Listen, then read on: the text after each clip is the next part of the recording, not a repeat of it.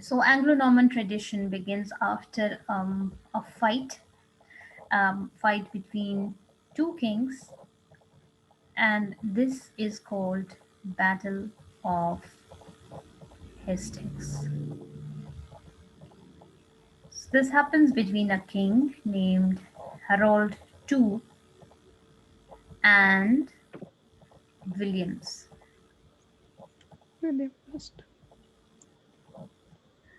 Williams is from France. William I the Conqueror, you must have heard.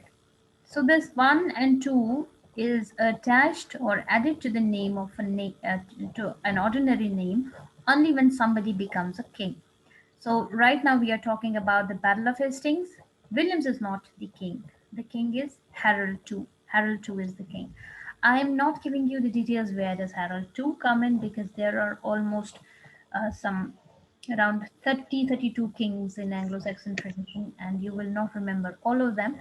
The important kings that you have to remember is those that follow after Anglo-Norman conquest. Not even the kings in Anglo-Normans are important, because they are too many in number. They just rule for 2 or 3 or 4 years and then they end up. But the rulers that follow Anglo-Normans are important. They need to be remembered one by one. How many years do they rule? What changes do they bring? What laws do they pass in their time? So this battle of Hastings between Harold II and Williams is a decisive battle. Before that, I would like to share with you the map. In history, map is important. We go back to the map. So I've got this map for you here. You see the names Wessex, Mercia, East Anglia, Essex, Northumbria. And the map says, according to the map, it says that the grey portions that you see in the map are British kingdoms. British kingdoms means originally British. This also means that they are basically the Celtic origin people with Celtic origin who are ruling this island. So why was this part important to be shown? Why was the grey portion important to be shown in the map when we are only talking about Anglo-Saxons, and this was supposed to be Anglo-Saxon map? This is, what does it read here? Anglo-Saxon England map, right? And during 800 AD. 800 AD tells you the time when Alfred is going to come, King Alfred the Great. So, if this is only the part that is important for us to study in Anglo Saxons, why wasn't it important to depict the grey portions? Can anybody answer this?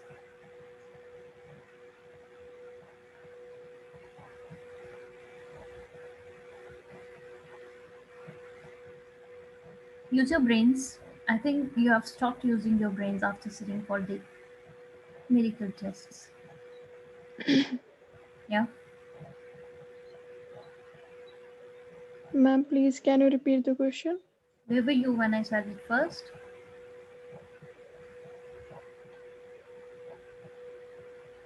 Why was the grey portion important to be sure? It says the grey portion is the British kingdoms, and which also means that the rest of the portions that are in color are the portions that come under Anglo-Saxon. So if we are doing reading the Anglo-Saxon map, why was it important to show these parts, these grey portions? Can you see my cursor?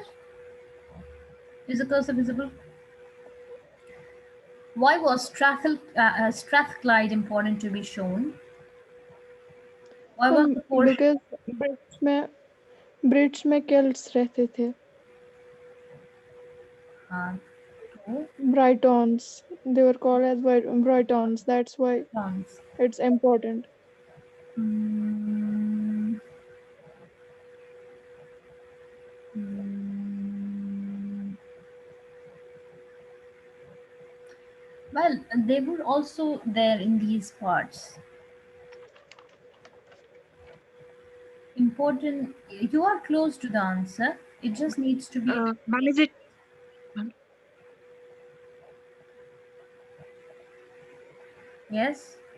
Somebody else was. um, Ma'am, is it because, like you said, Alfred, consolidates, you know, rule, and he was in, kind of Britain and Ireland stuff that you said. Is it something related to that? No, even if it was Alfred, he doesn't rule all these parts. Alfred is not the ruler of all the parts. He was himself from Wessex, and he only happened to take Danes out of this portion, out of this area. And he isn't the one who happens to rule all of it. No, it's not him who consolidates whole of England. The consolidation of all of England happens later on. This happens under 939 under King Edmund, Edmund. He is the first king to succeed to all England. 939, which is 10th century. And that too, even that all England is not the same all England as we have it now. The answer is this is the contemporary map of England. These parts figure in the contemporary part of British kingdoms, contemporary British part. These islands, okay, small chunks. Coming back to the lecture, we see that there were four important major kingdoms, like I said, that remain from Anglo-Saxon tradition. These are Wessex, Mercia, East Anglia, and Northumbria. Wessex, East Anglia, Mercia, Northumbria. Then who was ruling the rest of it? Who's on Essex, Kent, Sussex? Now look at this. Which part does this figure in? These are the borders. It's open to attacks. This is the sea. This blue portion is the sea. Open to attack. So this is being attacked. This is under some other invasion already. Okay? And Anglo-Saxons are only ruling in Wessex, Mercia, Northumbria, East Anglia. Shall we move on?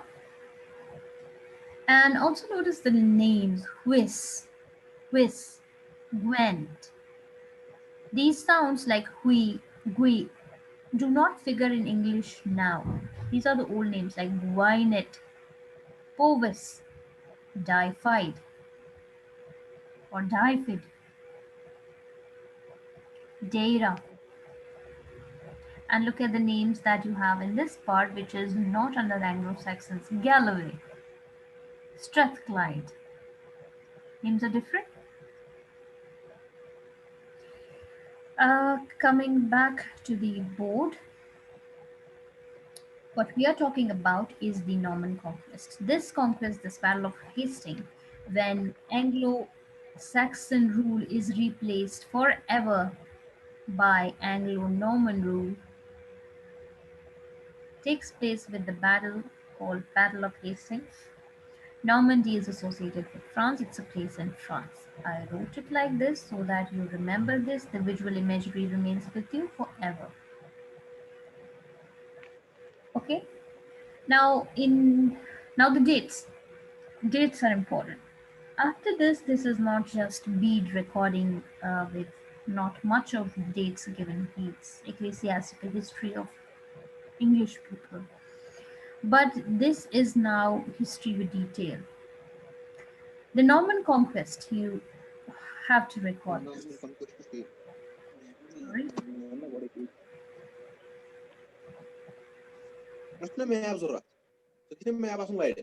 Nasa, Mechandrula. Mute yot kar tidu chuzola. Muhammad Alim.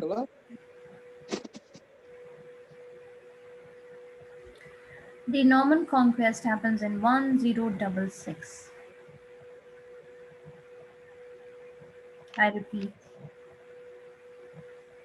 Norman conquest takes place in 1066. I write it again so that you remember this. Norman conquest happens in, yes, 1066. So the date is important to be remembered. These visual imageries can help you. These graphics can help you for exams. Now, what is important about this battle, the first one? Now, the name Norman, like I said, comes from Normandy, which is a place in France, and that's why we call it Anglo Norman tradition. It's also called Norman conquest of 1066 AD. What we see happens after this conquest is that now Anglo-Saxon Anglo-Saxon kingdoms are divided.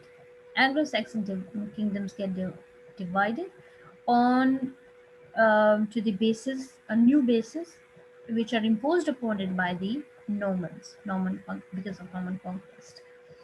They, the first thing these Normans do now, we take the political background. The Hastings is the political background of the time, and along with the political history, what do we deal with? How does this affect literature and language? That's our next topic.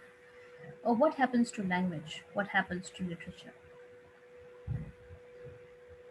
And now, if we dealt with the way, the manner in which literature was being written under the Anglo-Saxons, it would not be very easy for you to remember. But when we do it in comparison, when we do it, how it is under the Anglo-Saxons and how it is under Anglo-Normans and how it changes, um, how it was different before, this way it's easy for you to remember. Now, during this period, you saw during the Anglo Saxons, there was one language that the Germans had brought with them, and there was a process that in sociology we call acculturation. Acculturation means two cultures live together and one doesn't harm the other. Both live in harmony. Both cultures live in harmony together. We saw that it was the same acculturation that happened during this Anglo Saxon period, that Germanic traditions did go together well with the Celtic tradition. And also, even though there was an invasion of a foreign tradition, which was Christian Roman tradition, that too began to fit with it because of the process of acculturation. So we have Germanic language, Germanic stories, stories based on Arthurian legends, Arthurian romances. Romances are not the romances that you know them as. Romances is not something that you know about. Things happening between a hero and a heroine, a story that has a happy ending between a hero and a heroine. Romances in literature will have a different term for you now onwards. Romances is anything that's a story. A tale is called a roman. A tale is called a roman. Now, in romances, the romances, Arthurian romances or Arthurian tales that you see figuring in literature, they generally refer to as the tales that have an um, imaginary journey that the hero goes through. So there is only a hero in these romances, no heroine. We'll come back to these later on. We don't have to deal with this yet. Coming back, leaving acculturation aside, the difference between Anglo-Saxon and Anglo-Norman tradition. What are the basic characteristics of Anglo-Norman traditions? If you don't know, I must tell you that your paper is not going to be subjective. Your history papers are always objective type. You have four options to choose from.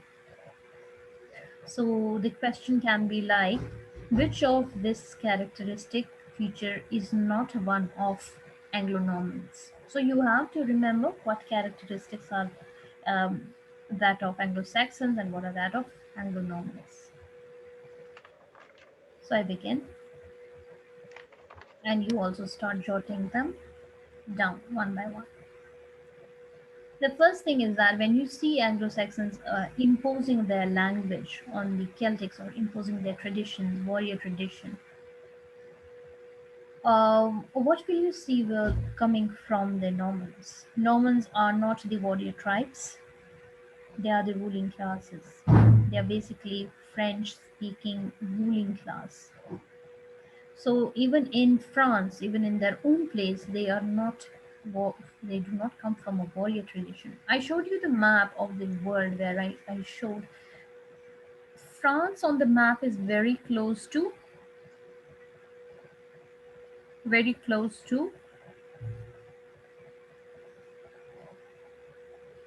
Come on,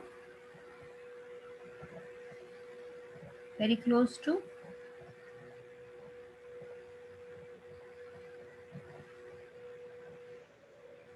Are you sleeping, Rome. guys? It's 4 p.m. Sunday.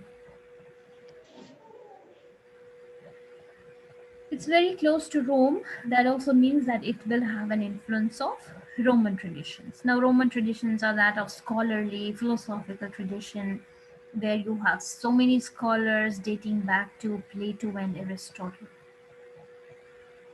Where were they from? Plato, Aristotle tradition of philosophies, even before Christianity was there. So they were not basically, they were pagans, but Christianity or Abrahamic religions, they were not familiar with Abrahamic religions at that time. Plato had something, whatever you find Plato writing, it's very close to the Abrahamic religions. Whereas what you see Aristotle writing is very close to the pagan culture. This is my own analysis of it. I have not read this anywhere, so don't quote this to any saying what I'm saying this. This is my own understanding of Plato and Aristotle. Now, this is a whole lot of philosophers from Rome. You also came across the name Boethius from the same place, and St. Augustine. These were philosophers of the time. France also had an influence of it, therefore, they were not warriors. Then, they were intellectuals, philosophers from this period. They had a language of their own, they had a literature of their own, they had a very uh, complex culture of their own that they brought to England. The result was that they imposed a new language on these people, French. Will the people be happy about it? The people are not happy about the imposition of the language that is not their own. Like earlier you saw under the Roman colonization, they were not happy with any kind of imposition of Greek and Latin. They did learn the hymns in tones, but they did not learn the language yet. They were still speaking their own language. And during the Anglo-Saxons, it's very close to their own language. There is a mixture and merger of the two languages that they are happy with. They are still happy with the same language, the Anglo-Saxon language, which is their own for so long now. Anglo-Saxon tradition begins in 410 itself. And from 410 to 1066, people are now used to this tradition. They find this as their own culture, and this is not their own. And what figures out of this Anglo-Saxon tradition is a language that is now called Middle English. The changes have occurred from Old English that you saw in Beowulf. There has been changes, and the language now changes to Middle English that you see Chaucer using. Now, this is what makes Chaucer important to the people, that he is speaking the language of the people. The people want this language. People don't like French because it's the language of the colonizer now. Now, this has been there for ages together, from 5th century to 11th century. It's a long, long time. They feel this is their own culture, and this is not. So, along with this invasion, what also happens is that some influences do occur. Now, French is spoken by the elite of the society. French remains the language of the elite society because they are the rulers, and the high class society associated with the rulers speaks this language, and the ordinary people do not. Only if one who learns starts speaking French. But the influences do enter into the language. Middle English does get influenced by French because of the rulers. It's like we are influenced by the language of the technology, despite the fact even if you don't want this to enter into your language, it will enter your language. So if you don't want to be vaccinated for coronavirus, but Corona Shield does enter your language. It's like that. So even if you don't like the tradition of no, shut that down. Okay, coming back to Anglo-Saxon, we have only a few minutes left in the meeting, and we cannot go beyond this.